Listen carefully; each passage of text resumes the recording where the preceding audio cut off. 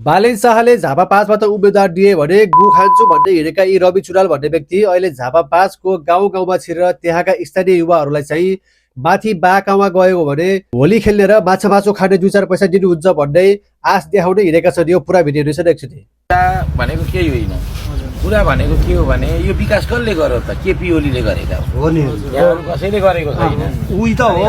अनि अब अहिले बालेन भन्दै जुन तिमीहरू कुद्दैछौ नि, यो एक दिन के विचार गर्नु भने बालेन शाहले यहाँ जित्यो भने तिम्रा हाम्रा घर आगो लगाइदिन्छ। यो सुकुम्बासी रहन दिँदैन, यहाँ यो सबै भत्काइदिन्छ यसले। हाम्रा घरहरू सबै भत्काउँछन् भाइ। काठमाडौँमा मकै बेचेर खानेलाई ठोको, तिमीहरूको साग बेचेर खानेलाई ठोको, चटपटे पानीपुरी बेचेर खानेलाई ठोको नि त। उसले ठोक्यो कि ठोकेन?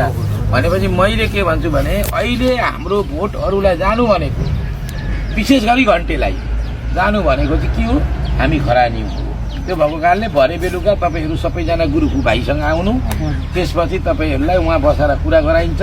म पनि हुन्छु, तपाईँहरूको माग सबै पुरा गर्छौँ, समस्या छैन होइन। तपाईँहरूलाई होली मान्न यसो 8-10 हजार रुपियाँ पैसाले पुगिहाल्छ होइन, त्यो पनि धेर हुन्छ। होली मान्ने नि होइन अहिले। त्यो भएको कारणले ऊ भाइले त्यहाँ भन्छन् भरे, अनि यसो आउनु, भोलि यसो मासु पकाउनु, होली मनाउनु, सिधै बाहिर खेल्ने होइन है।